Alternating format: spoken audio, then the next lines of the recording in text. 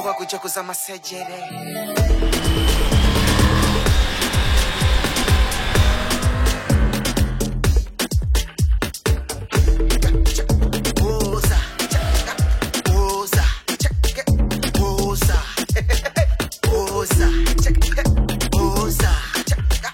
Salut les motards!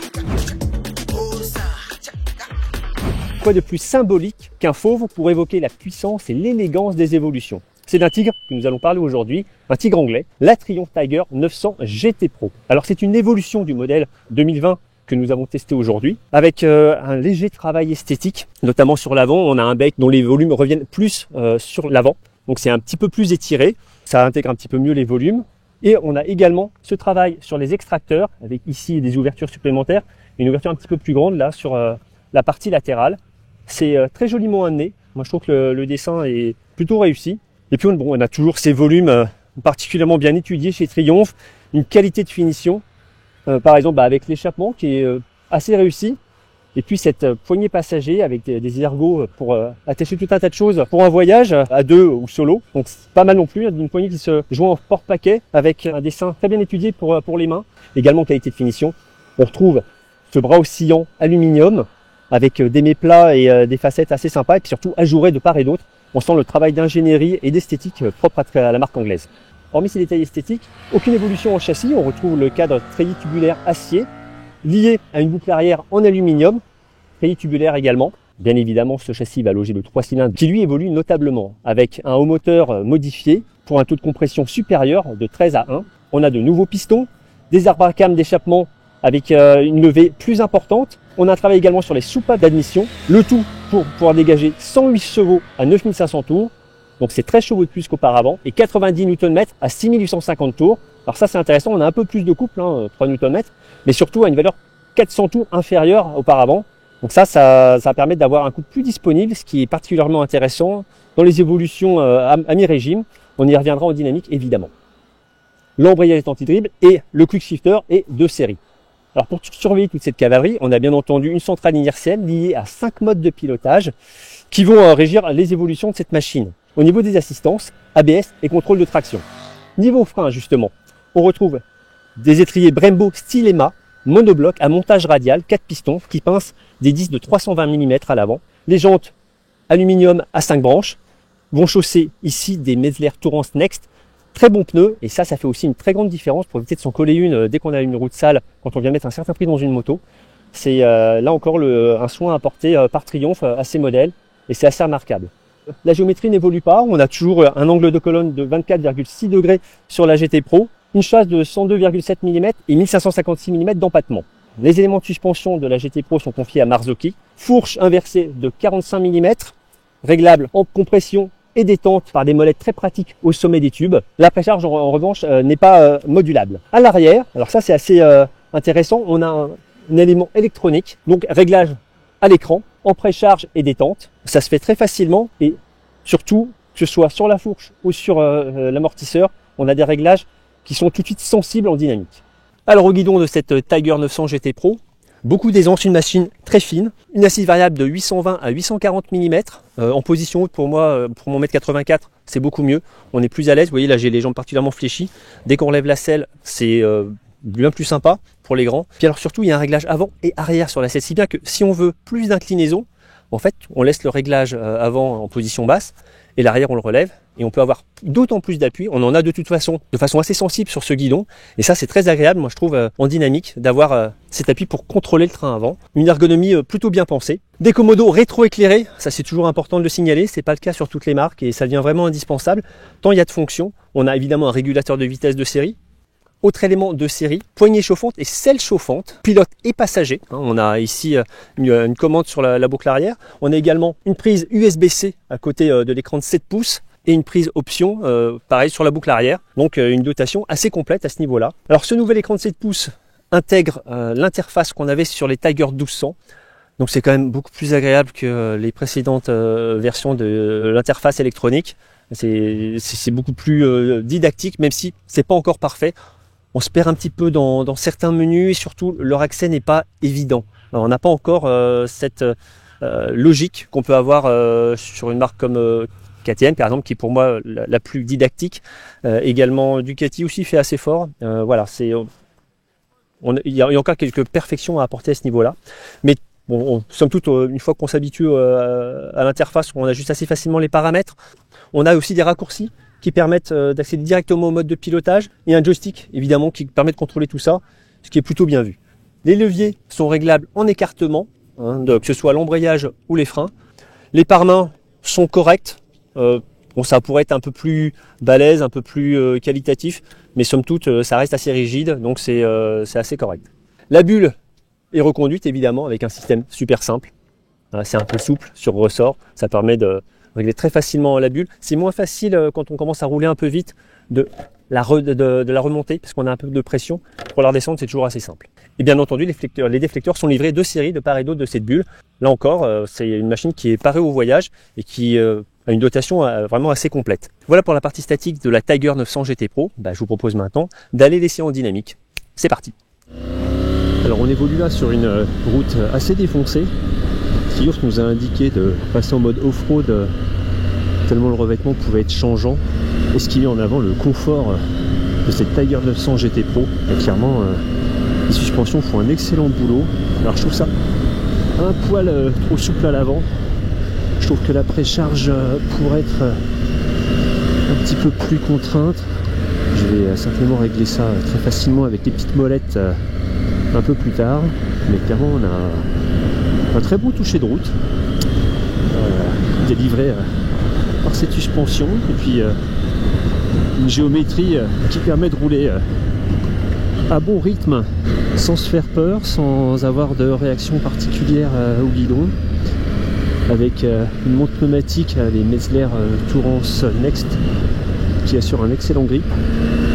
Déjà une Triumph qui donne beaucoup de plaisir à rouler sur le réseau secondaire. Et puis bien sûr cette mécanique très disponible qui permet aussi là d'emmener cette Tiger 900 facilement sur le couple avec justement une force moteur disponible maintenant maximale des 6850 tours. Ça c'est bien agréable avec une courbe de couple donc c'est un peu décalé vers le bas, ce qui fait qu'on a d'autant plus de disponibilité à tout régime. Un moteur qui séduit particulièrement par son caractère. Il en a sensiblement plus et surtout délivre de façon plus agréable, que ce soit à la poignée, en qualité d'accélération et de ressenti mécanique. Je trouve qu'on sent bien les coups de piston, on sait vraiment où on en est. C'est très agréable, très peu de vibrations. Ouais, vraiment ça repart avec une très grande précision d'injection également. Voilà, on dose parfaitement les gaz à la poignée. Et puis une très belle sonorité. Là, je vous laisse entendre le grondement du tigre d'Inclay. Ça participe nettement aux qualités d'évolution de cette machine. On va rentrer à 4. Alors évidemment, toute la sélection est d'une douceur assez rare. On est vraiment parmi les meilleurs. Du bout de la botte avec ce quick shifter très précis, très rapide et une boîte qui suit parfaitement les indications de ce système, bien étagé également. Voilà, et vous pouvez voir que là dès 4000 tours quand on réaccélère, je suis en mode road hein, donc c'est même pas le plus efficace. Je trouve que les différences d'ailleurs sont pas très marquées, le mode off-road un peu plus, mais sinon différents modes, on a une réaction à la poignée qui n'est pas dramatiquement différente je trouve, c'est un peu sensible mais sans plus. Un peu d'évolution urbaine au guidon de cette Triumph Tiger 900 GT Pro avec un moteur particulièrement disponible. Vous voyez là on a 43 km/h en 5e, 2000 tours, ça reprend sans un à-coup. C'est particulièrement bienvenu. On va passer la 6. Voilà, ça reprend aussi en 6 sans problème. Très doux, pas de vibration, pas d'à-coup. Et puis une machine très facile à emmener, vous voyez. Ça se pilote à l'instinct, au regard. Et c'est particulièrement bien suspendu, même si là j'ai fait quelques réglages pour la rendre un petit peu plus saine au pilotage un peu sportif. Moins confort, parce que c'est extrêmement confortable, hein, les réglages de base. C'est vraiment efficace, sensible en termes de réglage. Alors autre point d'excellence de cette Tiger 900 GT Pro, c'est son équilibre. Vous allez voir, là, très très basse vitesse. En plus, on a un beau point de vue ici sur un barrage. Là, on circule avec ces triomphes. Voilà, donc là, je vais vous montrer. On contrôle très très facilement la machine. Vous voyez, on a un excellent point d'équilibre. Je trouve que la direction est même plus légère qu'avant. Vraiment, elle se place sur l'angle très facilement. On continue à parler moteur et partie cycle. J'étais pas sur le pic maximal de couple. Et vous voyez, dès 5000 tours, ça relance vraiment fort. La 6ème est peut-être un petit peu plus overdrive, ce qui est pas plus mal pour les trajets autoroutiers. La protection également, puisqu'on est à assez haute vitesse là. Ouais. On a un flou très régulier, aucun remous. Une bulle qui protège pas énormément là au niveau du buste. On a quelques flux d'air à ce niveau là, mais sinon c'est très régulier. Et puis ouais, les bras un peu exposés également.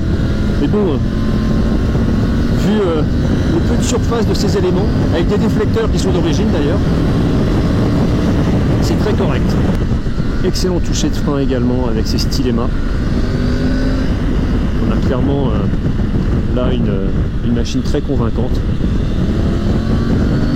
Alors après 200 km de route cabossée et assez poussiéreuse, alors ce que je mettrai en avant tout d'abord, c'est l'évolution moteur, avec plus de coupes disponibles et surtout un très bon ressenti des coups de piston, de la montée en régime, avec un contrôle toujours très précis de la poignée des gaz et de l'injection. Ça c'est très sensible. Également c'est un moteur qui aime bien prendre des tours, on va très très vite monter vers la zone rouge à 9500 tours et la puissance maximum à ce niveau-là. Très convaincant, vraiment ça, en termes d'évolution mécanique. Et puis également la qualité d'amortissement.